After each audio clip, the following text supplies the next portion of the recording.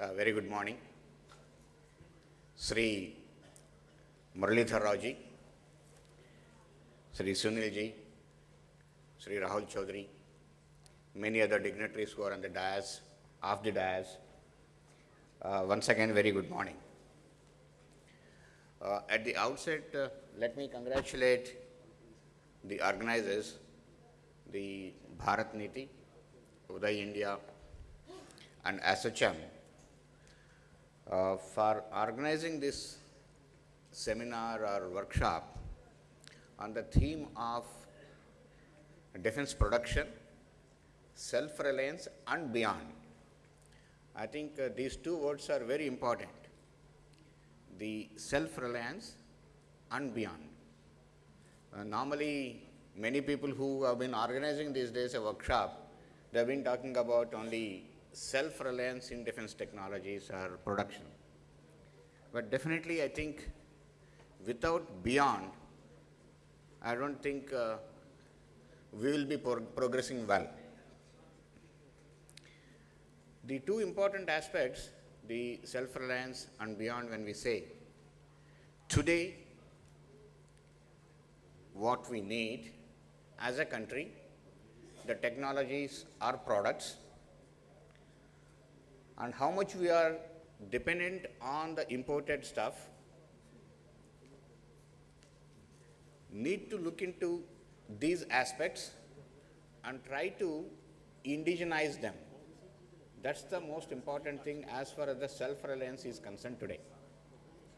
So indigenization, meaning you have many of those technologies or products you are getting into the country and you are dependent on outside.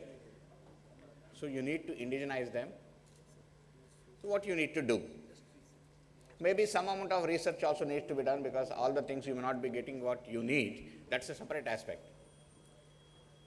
So when we say that we need to indigenize here, we need to some amount of or good amount of development, we need to do a good amount of innovation,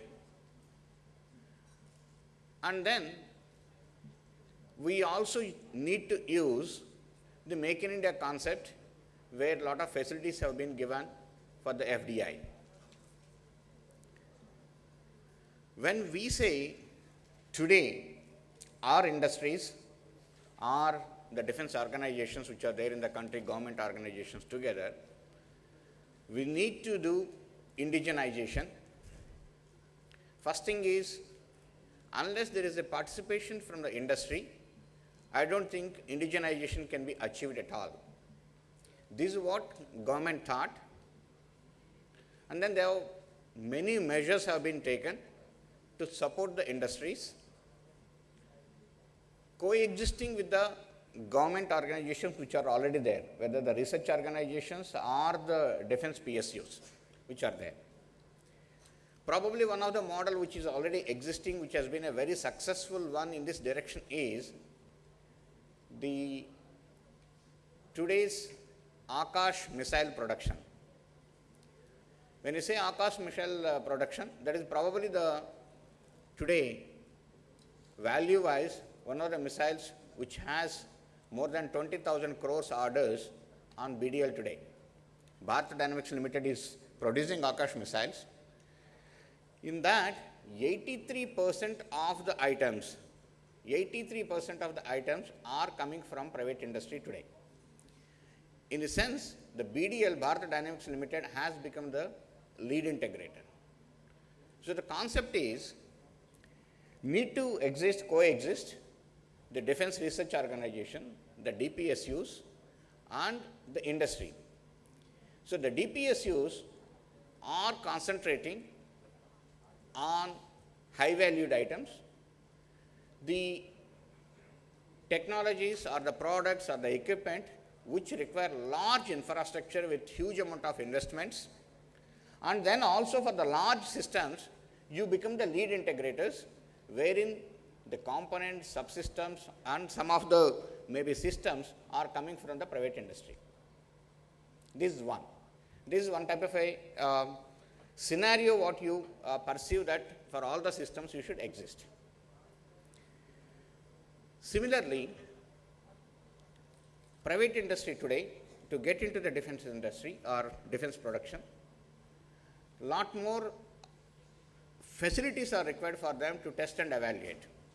So this is one concept which has been looked into, wherein the defense test facilities have been made open to the private industries, eligible private industries who can go and get their test systems, test and evaluated, which can be given. This is already a decision taken and given. Third, when we say that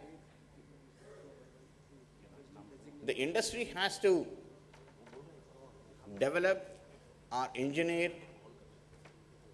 or design a new product, probably some of the infrastructure what required by the industry may not be existing, or the industry may not be able to invest that what is required for these technologies. There has been a measure which has been taken in this direction. A technology development fund has been created, wherein somebody has the know-how or the capability to develop a product or equipment, then you need to fund the technology or the infrastructure what is required for it. MOD has created a technology development fund for these industries. Next, if somebody has an innovative idea which is essential even for indigenization primarily, the innovative idea what the individual or the industry has to convert into a product by developing the necessary background or required technologies for that, again there needs to be an amount of investment what is required. Particularly if it is an individual who has come out of the college, again there is an issue for him for the investment. This again is seriously thought out by MOD. A Defense Innovative Research Initiative is getting promulgated, wherein the innovative ideas can be funded to get them converted into products or technologies. Also, when the industries come out with products and when you need to compete with the products which are coming from abroad, or you need to compete with many industries which are there abroad on an L1 basis, in critical areas it is extremely difficult for the quantities being produced here in this industry to compete with the world market. So some of the areas, some decisions have been taken, wherein the indigenous products or the indigenous systems will be supported. Example, in the material sector, which is a very important one for the MOD, the Indian industry which has produced the material indigenously here in the country, and if he is competing with a industry from outside, or product from outside, or a material from outside, the price incentive will be given to the indigenous industry. It will not be taken on L1 basis. This Honorable Raksha Mantri has taken a decision, it has been approved, and so the indigenous industry will be supported in the, particularly today I am talking about material sector. There are many other sectors which have been thought about. So there have been many measures which have been taken to support the industry for indigenously coming out with many technologies, products, and trying to compete. And also we are talking about many other facilities wherein if DRDO is working with some industry, the hand-holding mechanisms continuously supporting the industry is one thing what we are working out. Similarly, industries can have a self-certification. If you have a proper QA/QC department, need not be dependent completely on the government agencies. Government agencies can be giving a quality assurance policy or directives or auditing, whereas the quality control can be the in-house mechanisms which can be done by the industry to reduce the time delays and things like that. These are all the various measures which have been thought about, which are being implemented today. In fact, coming to the other side, the DPP 2016 has given the topmost priority to IDDM.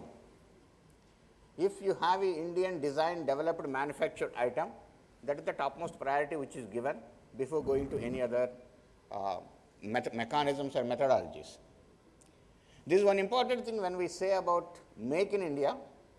We need to look into the implementation of the Make in India very carefully. I always say that if the priorities in the Make in India are not followed properly, we may be killing our own industries which have already been established. The priorities are like this. First thing is the IDDM. If somebody has designed, developed and manufactured here, you should be given the topmost priority. We don't require any foreign investment, or we don't require anybody to come here and establish an industry here, number one. Number two, I have more or less the technology, more or less the infrastructure here, but I have a small about 5 to 10% gap which I don't have, which I need to fill in.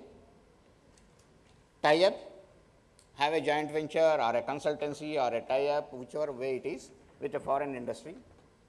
Fill in this gap, acquire the complete know-how, the technology gap, and produce it, and it's more like IDDM. It's more like IDDM. Second priority. Third, you have only about 30 to 40% probably the knowledge or infrastructure. Your TRL levels are about 3 or so, or 4 maybe. So you need to have a joint venture with someone at 49%, or in some cases where it is more than 50% also. Then have the tie-up, then acquire the knowledge, try to produce jointly, joint IPRs, whatnot and all that, have it. The last one is, we don't have anything, very basics, minimal we have. So invite the foreign industry, they can establish here 100%, 99%, whatever it is, or a joint venture, they produce here. So the item is being produced here in India, and we are getting employment and other benefits, and the systems are being produced in the thing. Unless we follow this, if there is an Indian industry here or a couple of Indian industries, if they are existing last 30 years, 40 years or 20 years, let's say, they have been supplying some technologies, some products to us today. In that same area for the same product, if in a Make in India concept, if someone comes here and establishes a factory here and starts producing them, it happens that only these industries which have been there existing with us last 20 years will be killed. So we need to ensure that the people who have been working, the people who have already established it here, those technologies, those products, those equipment should be supported and they should not be killed. What we need is what we don't have.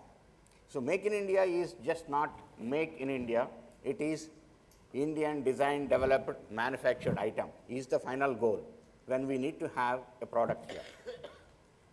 And then the important topic beyond, when we say, it's a very important one. When we say today, industry should get into defense production, yes, it is a starting point, everyone looks at saying that I need to get into defense production, but once you get into defense production, you will understand. The domestic market which is there here will just not be sufficient for you to survive on a long-term basis. No industry can survive. You need to export. The moment you need to export that, you need to have state-of-the-art technologies. You should have developed the technology, you should have developed the product in timelines on par with any advanced nation. If you don't develop a technology, a product on par in timelines wise, we will not be accepted. Till now, the country has been technology follower.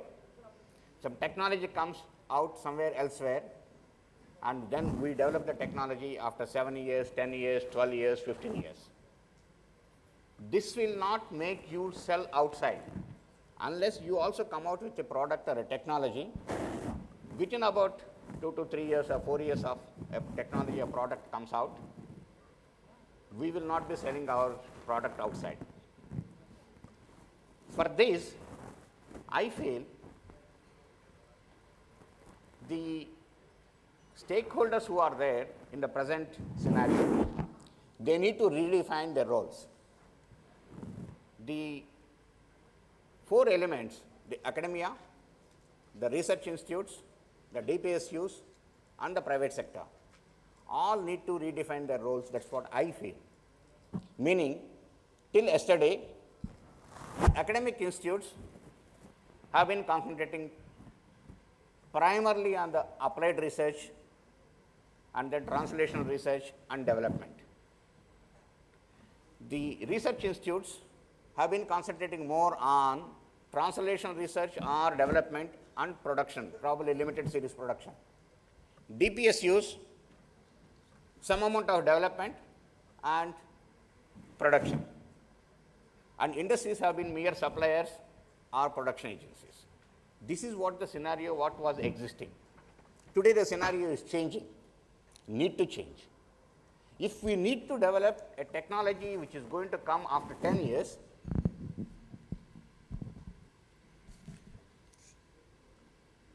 I need to do a basic research towards that direction in the academic institutes.